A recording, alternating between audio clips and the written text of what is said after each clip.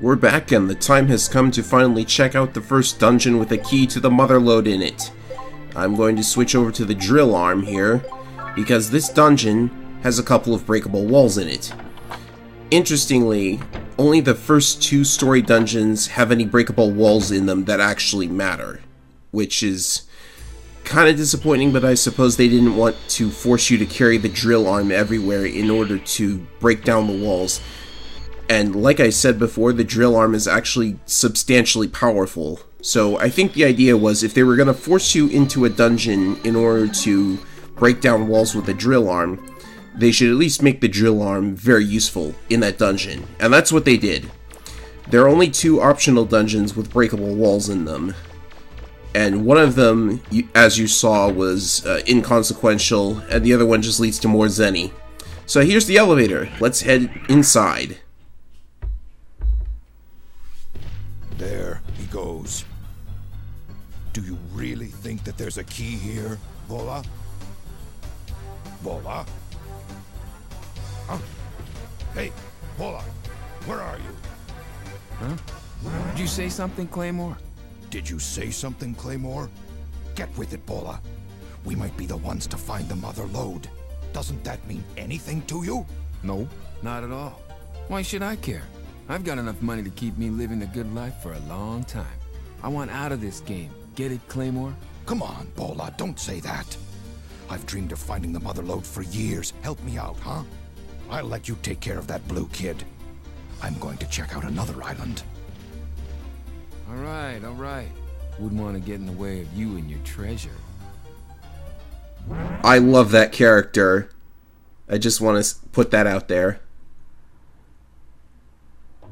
Wow, it looks like no one's ever been in here before. Isn't it exciting, Mega Man? You're the first digger to see this ruin. You're kidding me. The islanders built that hut over the elevator and they never thought to try checking it out down here?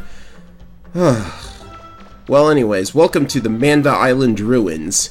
The dungeons in Legends 2 are far less sinister than they were in Legends 1. At least the story dungeons are anyways. So first we have a pit full of snakes. That's always nice. This dungeon actually introduces us to lots of status effects. So I'm going to explain those as we run into them. And here we have infinitely respawning spider reaver bots. I didn't try it quite yet in this recording, but if you stand in front of them and just like hold out the drill arm in front of them, they'll ram right into it. It's actually pretty amusing. But you don't need to do that. Also, this dungeon starts on the 3rd basement level, so we just came up to the 2nd basement level. And the frogs in this dungeon, they're going to be so annoying, but thankfully, you just poke them with the drill and they instantly die. So, if you've ever had trouble with the frogs in this dungeon, bring the drill arm. It's super overpowered. You can do that against any frog enemy. Although, for the ones that roam around, like those ones just now, they were in a set path, but the ones later on... Oh, hang on a moment, it's time for a mini-boss.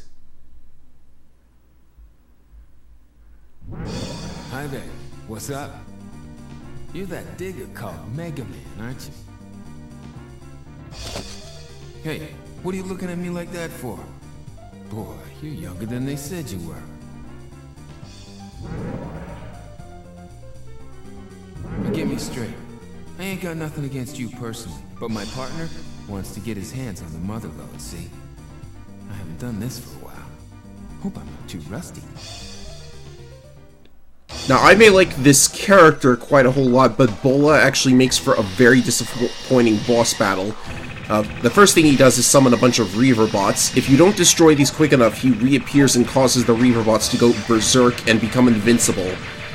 Like, I have no idea how he's able to control Reaver bots, but, you know, I guess that's a thing he can do. Once you get rid of the frogs, though, then you realize how boring this is going to be, because literally all he does for the rest of this fight is toss out the most easily avoided knives ever. All he will do is throw these knives. They are aimed at you, they are always going for where you were instead of where you're going to be, etc. So yeah, just shoot him a bunch with a buster. There is a sweet spot where you can stand like right in front of him and the knives will go right over you, and you can hit him with a drill arm and he actually takes quite a bit of damage from it, but that is way too risky when you could just circle strafe him. Hey, Tougher than you look, little man. I must be getting old. I'll be back once I catch my second wind. Try not to get killed before then, alright? See ya.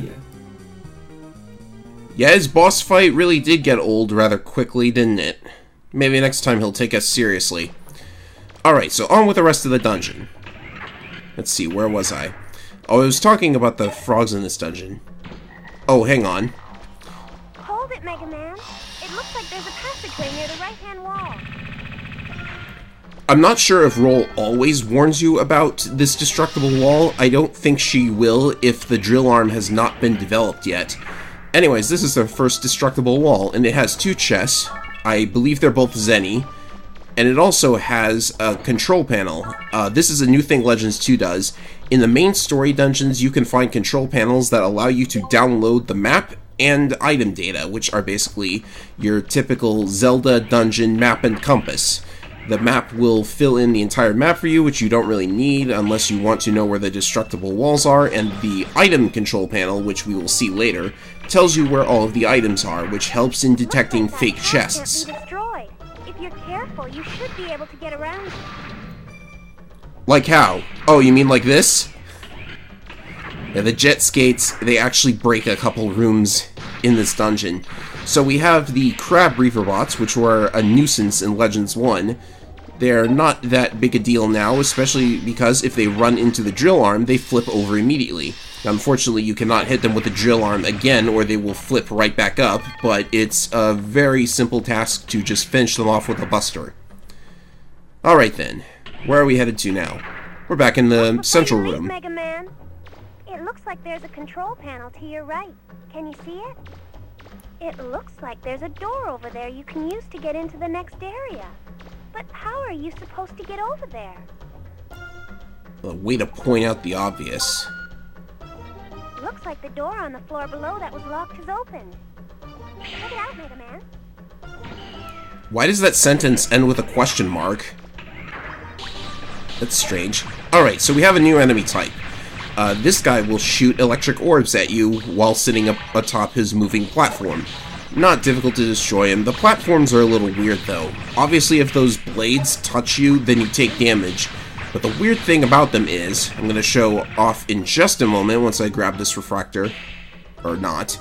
You can stand on the spinning thing and it stops moving completely. I've never understood what the point of that was.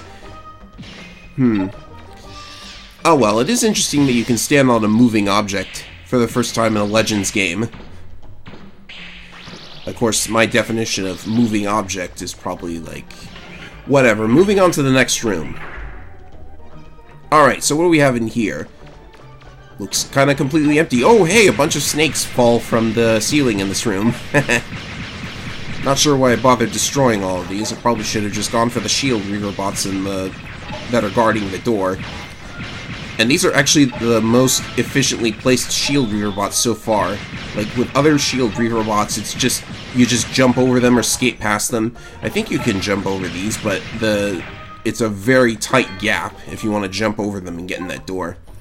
Alright, so this one is actually placed in the perfect range for being thrown at the other one. So that's nice. And I haven't tried this yet, but the drill arm can actually destroy their shields completely. I think I do this later on in the dungeon. So if you want to get rid of this shield, there are a couple special weapons that can do that, including the homing missile, for one thing. So that's the item control panel. Now any chests with items in them will show up as a glowing yellow dot.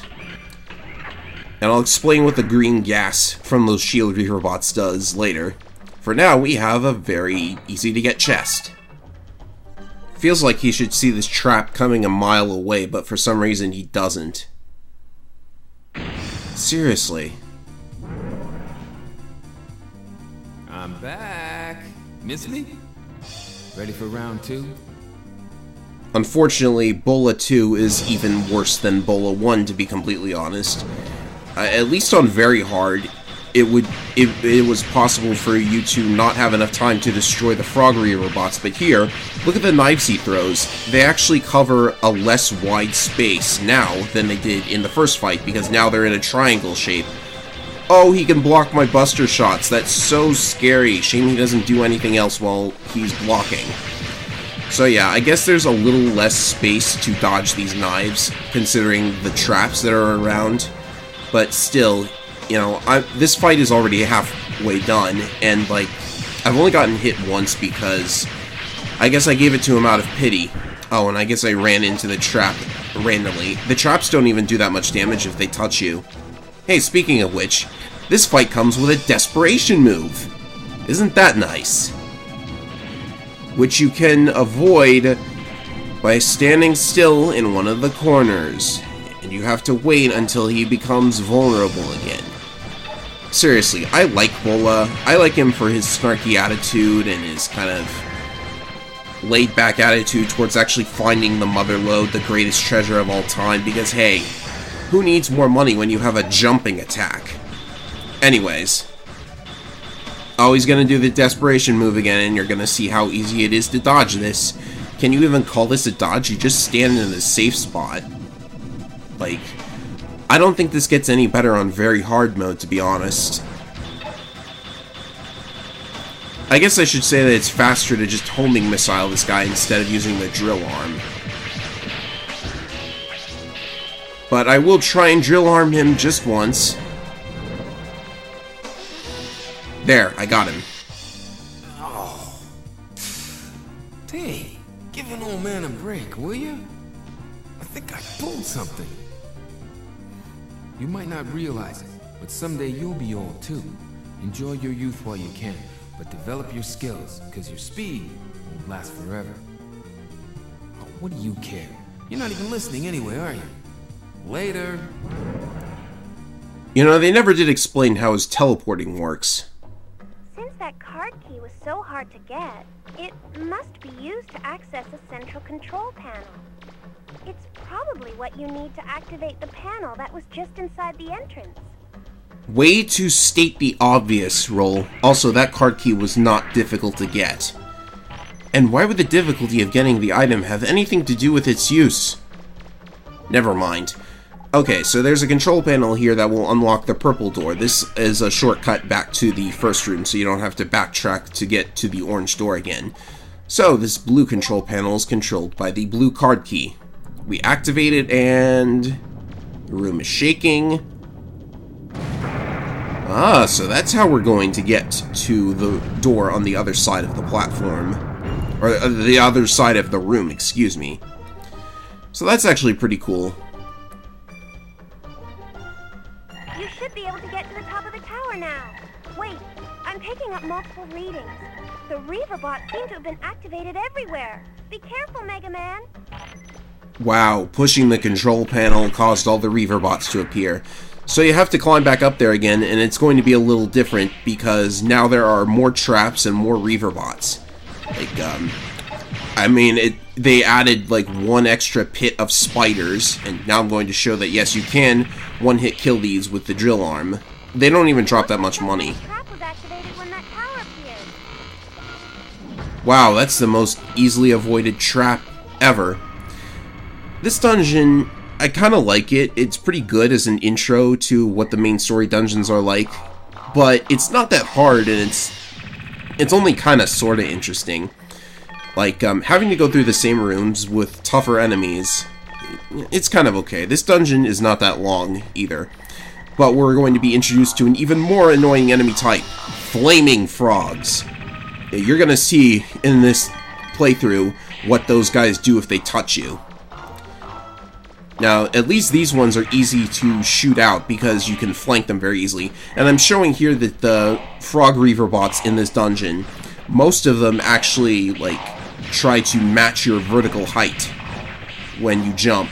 So you kind of have to bait them if you want to just jump past them. It's not so easy to just jump past these Frog Reaver bots. And they're frogs, so that makes a lot of sense. Frogs jump. No idea what's up with those Reaver bots, though. They can run into your drill arm, but they aren't one-hit killed by it. And now, the gun turrets are active. I should have mentioned these before, but now they're active and they will shoot at you. You can destroy them yourself if you shoot at them while they're open, but it's not really worth it. I don't think they give a lot of Zenny, and you should just move past them anyways. It's not that hard. And now we have this room. From that room are different from what they were before. It's like it's being flooded with energy. Can you see anything that looks different, Mega Man? Well, the floor is electrified, but that doesn't really matter since you just passed it the same way you did before. What the electrified floor will do is, if you touch it, and there are some enemy attacks that do this as well, Mega Man becomes paralyzed, which is a status effect that causes you to move very, very slowly. You can actually develop a pair of shoes that will make you immune to this. What's a set, Mega Man? Thing is, it costs quite a bit of Zenny to actually develop the shoes that make you immune to floor paralysis. Not to mention, this is the only dungeon that uses electrified floors for quite a while anyways. Alright, so we're coming up to the second destructible wall, I believe. Yes, here it is. You can see it on the map, so I shouldn't have to point it out. There is an actually good item in here. Well, I say good. What I mean is it develops a special weapon. The Thick Pipe. This, combined with Mechanic Notes 2, which we picked up in the optional dungeon, will make us a new weapon. And it's not really a great one, but no matter.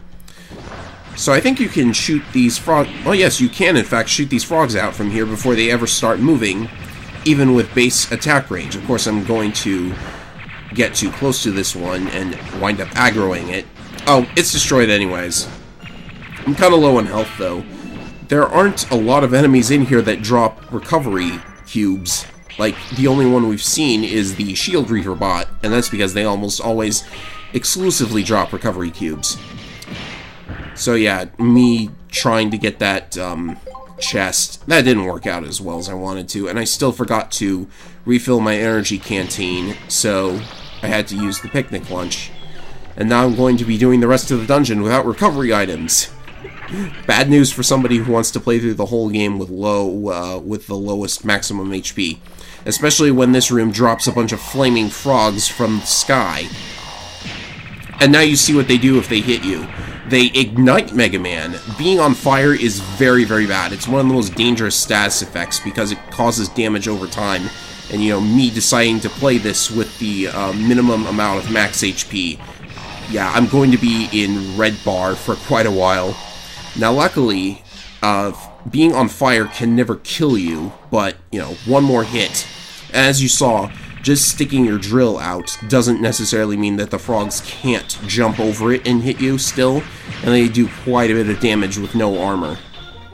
So, unfortunately, I have to destroy this Shield Reaver bot without destroying its shield with a drill arm. I don't want to get close to him and risk dying.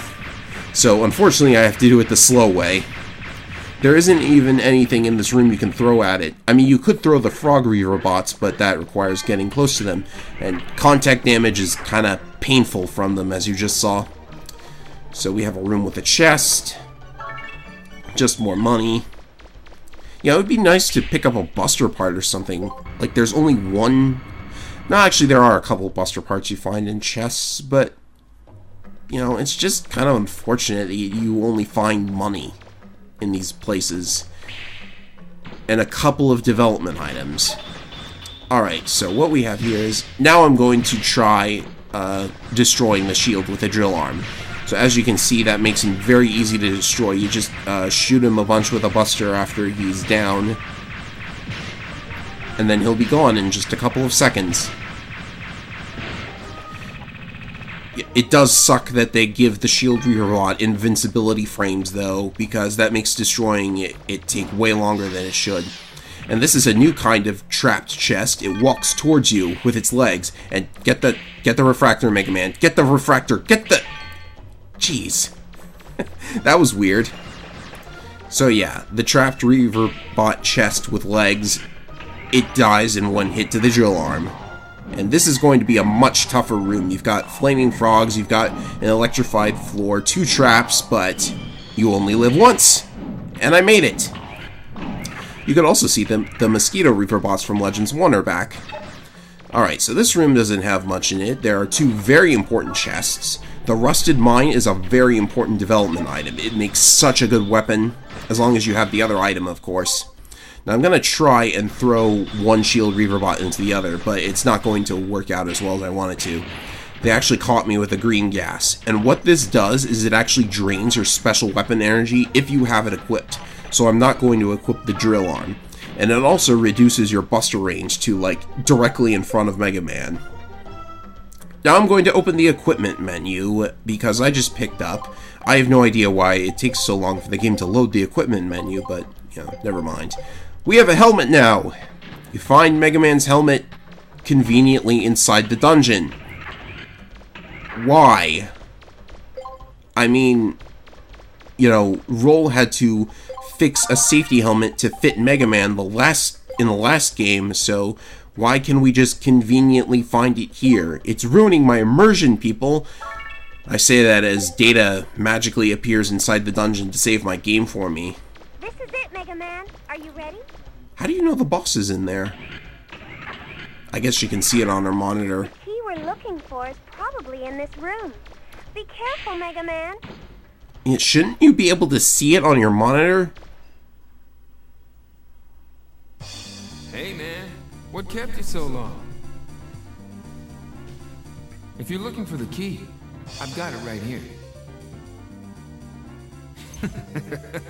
Just messing with you. I did get the key, but the Master Reaver bot ate it.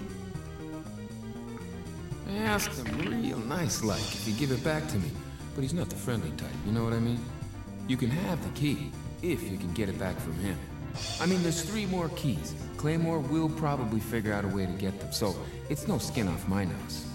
I better be going. See ya! Don't you kind of need all 4 keys to unlock the Motherlode?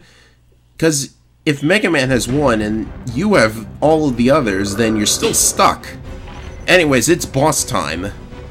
Apparently this thing ate the key. I have no idea why it would do that.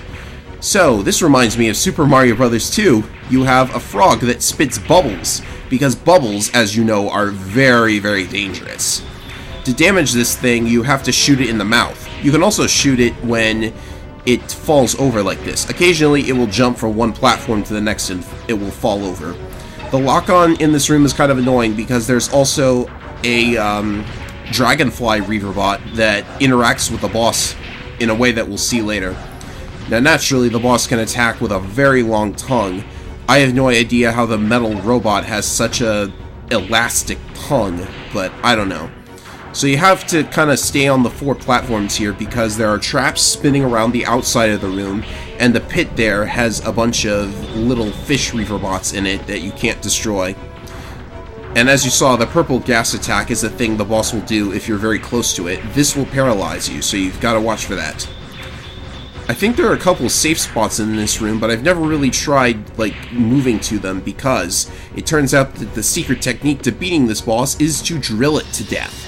Just wait for it to fall over like that, and you can almost certainly drill it in a couple of seconds. The drill arm is very powerful. One thing that's annoying about this fight, if you try to do it the normal way, is that the boss can eat the Dragonfly Reaver bot to recover some health. I have no idea how that works, but I guess since shooting the Dragonfly Reaver bot makes some red cubes appear that would recover your health if you pick them up, I guess it kind of makes sense.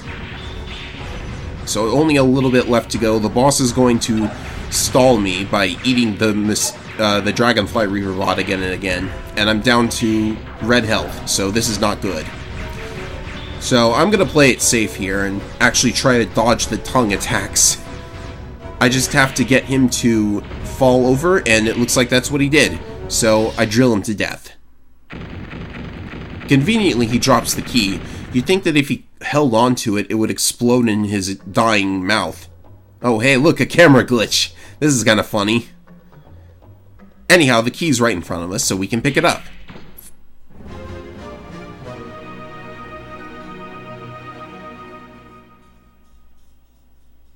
You did it, Mega Man! So that's one of the keys to the Motherlode. 1 down, 3 to go. We've got a long ways to go, but I know we can do it. Yep, 3 more to go, and conveniently you are teleported outside of the dungeon. You do not have to walk out like in Legends 1. So there's a little bit more to explore in the town now that we have entered the ruins, but we're going to save most of it for later.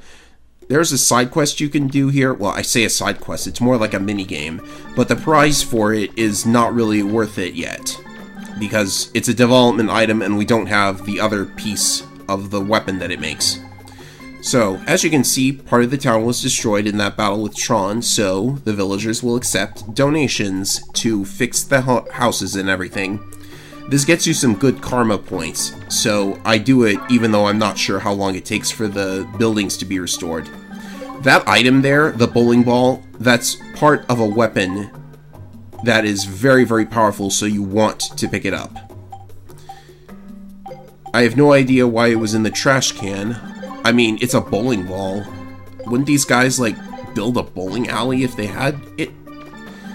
I don't know. But, you know, bowling ball, rusted mine, mixed weapon. So this is a new kind of store. They have a general store now, which has non-combat items you can purchase. There are and you can see that I sold the refractor for a good chunk of Zenny. I've got 100,000 now, but I'm not going to spend it quite yet. We're going to take that gift back to Roll and see what she thinks of it. Now, as stated, giving Roll gifts will boost her opinion of you, which leads to some very good things in Legends 2. In Legends 1, it didn't really matter what the NPCs thought of you, but in this game, it's a little important, depending on how you want to take advantage of it.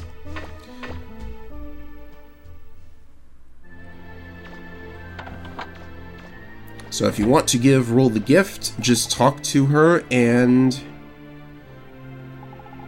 Oh, I'm going to the development room first to make some weapons. Okay. So we got the ground crawler, which is completely overpowered. It's crazy how overpowered the thing is. And we've also made the Buster Cannon. The Buster Cannon is similar to the powered Buster from Legends 1, but it's really not that good. Anyways, to give Roll the gift, you talk to her, you select Present. And the cool thing is, when you give Roll a gift, like in Legends 1, it actually does something in her room, which is right here through the red door. Any gift that you give to Roll will appear right here in this room. And you can also see on the desk there is Roll's diary. And we can totally look at it. We can see what she's saying about us. And this diary entry here, this is the one that changes depending on if Roll gets hit by Reaver bots when you're out in the snowfield. I have no idea what she's talking about that, though. I'm pretty sure I saw absolutely no Reaver bots at all when we did that mission. So, yeah, I don't know what's going on.